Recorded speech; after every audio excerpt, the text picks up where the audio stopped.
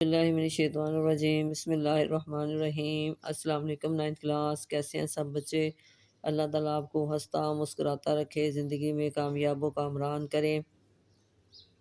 جی بچوں، آج ہمارا ٹاپک ہے حجۃ الوداع۔ آج ہم اس کی ریڈنگ کریں گے اور ساتھ میں اس کے شارٹ کوسچن بنائیں گے۔ سب سے پہلے ہم حاصلات تعلم پڑھ لیتے ہیں۔ حجۃ الوداع کے واقعات سے آگاہ ہو سکیں گے، خطبہ حجۃ الوداع کی اہمیت اور تعلیمات سے آگاہ ہو سکیں گے، حجۃ الوداع سے واپسی پر غدیر خم کے خطبے کو جان کر اہل بیت خصوصاً حضرت علی کرم اللہ وجہ کی فضیلت و منقبت سے واقفیت حاصل ہو سکے گی۔ نبی کریم خاتم النبیین صلی اللہ علیہ وسلم کے حج مبارک کے واقعات سے آگاہ ہو کر حج کا شوق اور ترغیب حاصل کر سکیں گے۔ خطبہ حجۃ الوداع کی تعلیمات سے آگاہ ہو کر ان کو اپنی عملی زندگی میں اپنا سکیں گے۔ اہل بیت کے مقام و مرتبے سے آگاہ ہو کر ان سے محبت و احترام و توقیر اور پیروی کرنے والے بن سکیں گے۔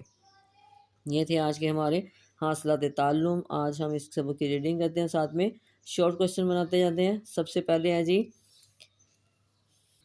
پہلے شارٹ ہم بنائیں گے، حجۃ الوداع کسے کہتے ہیں؟ رسول اللہ خاتم النبیین صلی اللہ علیہ وسلم نے اپنے وصال سے قبل جو حج ادا کیا اس کو حجۃ الوداع کہتے ہیں۔ یہاں تک آ گیا۔ اسلام کی دعوت تبلیغ کی ذمہ داری کی تکمیل کے بعد نبی کریم خاتم النبیین صلی اللہ علیہ وسلم نے حج ادا کرنے کا اعلان فرمایا۔ نبی کریم خاتم النبیین صلی اللہ علیہ وسلم حج ادا کرنے کے لیے مدینہ منورہ سے کب روانہ ہوئے؟ تو آنسر میں ہم لکھیں گے، آپ خاتم النبیین صلی اللہ علیہ وسلم اعلان حج پر ہر طرف سے مسلمان اکٹھے ہو گئے۔ ہفتہ 26 ذی القعدہ 10 ہجری کو آپ خاتم النبیین صلی اللہ علیہ وسلم ظہر کی نماز کے بعد مدینہ منورہ سے روانہ ہو گئے۔ یہاں تک اس کا آنسر لکھیں گے۔ پھر آگے نماز عصر سے پہلے ذی الخلیفہ پہنچ گئے۔ وہاں پہنچ کر عصر کی نماز قصر یعنی 2 رکعت پڑھی اور رات وہیں گزاری۔ اگلے دن ظہر کی نماز سے پہلے نبی کریم خاتم النبیین صلی اللہ علیہ وسلم نے غسل کیا، سر اور بدن میں خوشبو لگائی، تہمت باندھا، چادر اوڑھی اور 2 رکعت ظہر کی نماز پڑھی۔ آپ خاتم النبیین صلی اللہ علیہ وسلم نے مصلی پر ہی حج اور عمرہ دونوں کے لیے ایک ساتھ احرام باندھا۔ حج اور عمرے کے لیے اکٹھے احرام باندھنے کو حج قران کہتے ہیں۔ اب یہاں پہ سوال ہے حج قران کسے کہتے ہیں؟ تو پھر یہاں سے شروع ہوگا کہ آپ خاتم النبیین صلی اللہ علیہ وسلم نے مصلی پر ہی حج اور عمرہ دونوں کے لیے ایک ساتھ احرام باندھا۔ حج اور عمرہ کے لیے اکٹھے احرام باندھنے کو حج قران کہتے ہیں۔ یہاں تک اور تلبیہ پڑھا، پھر مصلی سے اٹھ کر اونٹنی پر سوار ہوئے، پھر تلبیہ پڑھا۔ 1 ہفتے کے سفر کے بعد مکہ مکرمہ کے قریب پہنچے تو ذی طویٰ میں رات گزاری اور وہیں فجر پڑھ کر غسل فرمایا۔ 1 دفعہ کے سفر کے بعد مکہ مکرمہ کے قریب پہنچے تو ذی طویٰ میں رات گزاری اور وہیں فجر پڑھ کر غسل فرمایا۔ پھر مسجد حرام میں داخل ہوئے۔ آپ خاتم النبیین صلی اللہ علیہ وسلم نے بیت اللہ کا طواف فرمایا اور صفا مروہ کی سعی کی۔ پھر بلائی مکہ میں ہجون کے پاس قیام فرمایا اور دوبارہ طواف نہیں کیا، البتہ احرام برقرار رکھا۔ کیونکہ یہاں پہ ہم سوال بنائیں گے کہ حج اور عمرے کا احرام اکٹھا باندھنے کی وجہ کیا تھی؟ تو آنسر میں لکھیں گے، آپ خاتم النبیین صلی اللہ علیہ وسلم نے حج اور عمرے کا احرام اکٹھا باندھا تھا، اور اس کی وجہ یہ تھی کہ حضور نبی کریم خاتم النبیین صلی اللہ علیہ وسلم ہدی قربانی کا جانور ساتھ لائے تھے۔ پھر آپ خاتم النبیین صلی اللہ علیہ وسلم 8 ذی الحج ترویہ کے دن منی تشریف لے گئے۔ منی میں نبی کریم خاتم النبیین صلی اللہ علیہ وسلم نے ظہر، عصر، مغرب، عشاء اور اگلے دن 9 ذی الحج فجر تک کی 5 نمازیں پڑھیں۔ 9 ذی الحج کو سورج طلوع ہونے کے بعد آپ خاتم النبیین صلی اللہ علیہ وسلم منی سے چل پڑے اور عرفات تشریف لائے۔ وہاں وادی نمرہ میں آپ خاتم النبیین صلی اللہ علیہ وسلم کے لیے خیمہ لگا ہوا تھا۔ آپ خاتم النبیین صلی اللہ علیہ وسلم اسی میں استراحت فرما ہوئے۔ سورج ڈھلا تو آپ خاتم النبیین صلی اللہ علیہ وآلہ وسلم قصوہ اونٹنی پر سوار ہو کر وادی ارنا میں تشریف لائے۔ لوگ آپ خاتم النبیین صلی اللہ علیہ وسلم کے گرد جمع تھے۔ آپ خاتم النبیین صلی اللہ علیہ وسلم نے ان کے درمیان کھڑے ہو کر خطبہ دیا، اللہ کی حمد و ثنا کی، شہادت کے کلمات کہے، اللہ سے ڈرنے کی وصیت کی اور خطبہ ارشاد فرمایا۔ اب یہاں پہ سوال بنائیں گے کہ نبی کریم خاتم النبیین صلی اللہ علیہ وسلم نے خطبے میں کیا ارشاد فرمایا؟ تو ہم یہاں پہ آنسر لکھیں گے، نبی پاک صلی اللہ علیہ وسلم نے خطبے میں ارشاد فرمایا جس میں حقوق اللہ کے تحفظ کے ساتھ ساتھ حقوق العباد کی ادائیگی کی خصوصی تاکید فرمائی۔ آپ خاتم النبیین صلی اللہ علیہ وسلم نے فرمایا کہ تم سب آدم کی اولاد ہو اور آدم مٹی سے بنے تھے، کسی عربی کو اجمی پر، کسی اجمی کو عربی پر، کسی کالے کو گورے پر اور کسی گورے کو کالے پر کوئی فضیلت نہیں ہے سوائے تقوی کے۔ یہاں تک آ گیا۔ پھر آ گیا جی آپ خاتم النبیین صلی اللہ علیہ وسلم نے ایک دوسرے کی جان، مال اور عزت کے تحفظ پر خاص زور دیا۔ آپ خاتم النبیین صلی اللہ علیہ وسلم نے فرمایا، اب یہاں پہ سوال آپ کا ہے جی کہ نبی پاک صلی اللہ علیہ وسلم نے ایک دوسرے کی جان، مال اور عزت کے تحفظ پر زور دیتے ہوئے کیا فرمایا؟ تو آنسر میں ہم لکھیں گے آپ خاتم النبیین صلی اللہ علیہ وسلم نے فرمایا کہ سن لو، جاہلیت کی ہر چیز میرے پاؤں تلے روندی گئی ہے۔ آپ خاتم النبیین صلی اللہ علیہ وسلم نے زمانہ جاہلیت کی رسومات کے خاتمے کا اعلان فرماتے ہوئے سب سے پہلے اپنے چچا حضرت عباس بن عبد المطلب رضی اللہ تعالیٰ عنہ کا سود جو لوگوں کے ذمہ تھا اس کی معافی کا اعلان فرمایا اور تاکید فرمائی کہ تم لوگ عورتوں کے بارے میں اللہ سے ڈرو اور ان کے حقوق ادا کرو۔ آپ خاتم النبیین صلی اللہ علیہ وسلم نے معاشرے کے پسماندہ طبقوں اور ماتحتوں کے ساتھ حسن سلوک کی تاکید فرمائی۔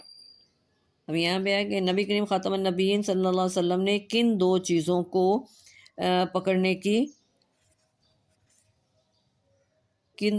مضبوطی سے پکڑنے کی تلقین فرمائی؟ تو یہاں پہ ہم آنسر لکھیں گے آپ خاتم النبیین صلی اللہ علیہ وسلم فرمایا، میں تمہارے درمیان ایسی دو چیزیں چھوڑ کے جا رہا ہوں کہ اگر تم انہیں مضبوطی سے پکڑے رکھو تو کبھی گمراہ نہ ہوگے، وہ اللہ تعالیٰ کی کتاب اور میری سنت ہے۔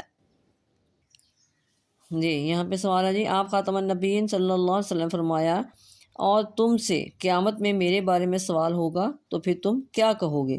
تو آنسر میں کیا لکھیں گے؟ صحابہ کرام رضی اللہ عنہ نے عرض کی ہے کہ ہم گواہی دیتے ہیں کہ بے شک آپ خاتم النبیین صلی اللہ علیہ وسلم نے اللہ کا پیغام پہنچایا اور رسالت کا حق ادا کیا اور امت کی خیر خواہی کی۔ آپ خاتم النبیین صلی اللہ علیہ وسلم نے شہادت کی انگلی آسمان کی طرف اٹھائی اور فرمایا، اے اللہ گواہ رہنا، اے اللہ گواہ رہنا، اے اللہ گواہ رہنا۔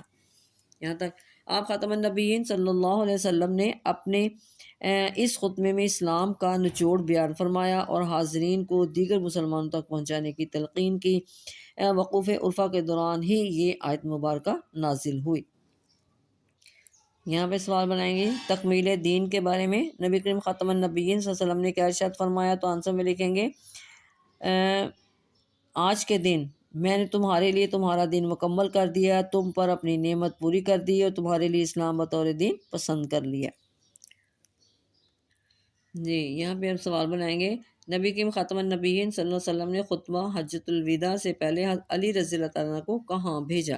تو آنسر میں ہم لکھیں گے نبی کریم خاتم النبیین صلی اللہ علیہ وسلم یمن کی اصلاح احوال کے لیے وقتاً فوقتاً صحابہ کرام رضی اللہ تعالیٰ عنہ کو بھیجتے رہتے تھے۔ آپ خاتم النبیین صلی اللہ علیہ وسلم نے حجۃ الوداع سے پہلے رمضان المبارک 10 ہجری میں حضرت علی مرتضیٰ کرم اللہ وجہ کو 300 سواروں کے ساتھ یمن روانہ فرمایا۔ یہاں تک۔ اب یہاں پہ جی نبی کریم خاتم النبیین صلی اللہ علیہ وسلم نے حضرت علی رضی اللہ تعالیٰ عنہ کو یمن بھیجتے وقت کیا ہدایات دی؟ تو یہاں سے آنسر ہوگا جی ان کے سر پر دستار باندھی، علم عطا فرمایا اور ہدایات دی کہ قتال میں پہل نہیں کرنی، نماز کا حکم دینا، اگر اطاعت کر لیں تو زکوٰۃ کا حکم دینا اور بتانا کہ روزہ ہر سال فرض ہے اور حج زندگی میں صرف ایک مرتبہ فرض ہے۔ یہاں پہ سوال بنائیں گے آپ خاتم النبیین صلی اللہ علیہ وسلم نے روانگی کے وقت علی مرتضیٰ کرم اللہ وجہ کے لیے کیا دعا کرتے ہوئے کیا ارشاد فرمایا؟ تو آنسر میں لکھیں گے آپ خاتم النبیین صلی اللہ علیہ وسلم نے روانگی کے وقت حضرت علی مرتضیٰ کرم اللہ وجہ کے لیے دعا کرتے ہوئے ارشاد فرمایا، یقیناً اللہ تعالیٰ تمہارے دل کو ہدایت دے گا اور تمہاری زبان کو ثابت رکھے گا۔ یقیناً اللہ تعالیٰ تمہارے دل کو ہدایت دے گا اور تمہاری زبان کو ثابت قدم رکھے گا۔ یہاں تک آپ کا یہ آنسر آ گیا جی۔ چنانچہ علی کرم اللہ وجہ یمن کے وہاں کے لوگوں کو دعوت دین دی، بہت سے لوگوں نے اسلام کی دعوت قبول کی، حتیٰ کہ پورا قبیلہ ہمدان دائرہ اسلام میں داخل ہوا۔ جب حضور خاتم النبیین صلی اللہ علیہ وسلم کو اس کی اطلاع ملی تو آپ خاتم النبیین صلی اللہ علیہ وسلم بہت خوش ہوئے۔ اس کے بعد حضرت علی مرتضیٰ رضی اللہ تعالیٰ عنہ سے اپنے ساتھیوں کے ہمراہ مکہ مکرمہ آ کر حضور اکرم خاتم النبیین صلی اللہ علیہ وسلم کے ساتھ ملے اور حج ادا کیا۔ اس موقع پر کچھ لوگوں نے علی مرتضیٰ کرم اللہ وجہ کے بعض انتظامی فاصلوں پر نبی کریم خاتم النبیین صلی اللہ علیہ وسلم سے شکوہ کیا۔ چنانچہ یہاں پہ سوال آپ کو بنتا ہے جی غدیر خم کسے کہتے ہیں؟ تو یہاں پہ لکھنا ہے جی سفر حج سے واپسی پر غدیر خم، یہاں حجاج کرام اپنے اپنے علاقوں کی راہ لیتے ہیں کے مقام پر نبی کریم خاتم النبیین صلی اللہ علیہ وسلم نے صحابہ کرام رضی اللہ تعالیٰ عنہ کے سامنے خطبہ ارشاد فرمایا۔ اب اس کا آنسر یہاں تک لکھیں گے اپنے علاقے میں راہ لیتے ہیں۔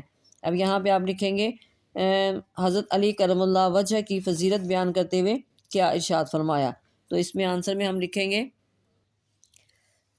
یہاں پہ لکھیں گے نبی کریم خاتم النبیین صلی اللہ علیہ وسلم نے صحابہ کرام رضی اللہ تعالیٰ عنہ کے سامنے خطبہ ارشاد فرمایا جس میں حضرت علی مرتضیٰ کرم اللہ وجہ کی فضیلت بیان کرتے ہوئے ارشاد فرمایا فمن کنتا مولا فعلی مولہ اللہم والی من ولہ وعادہ من عادہ، میں جس کا دوست ہوں علی بھی اس کا دوست ہے، اے اللہ تو اس آدمی کو دوست رکھ جو علی رضی اللہ تعالیٰ عنہ کو دوست رکھتا ہے، اور جو اس سے عداوت رکھے تو بھی اس سے عداوت رکھ۔ یہاں تک آ گیا۔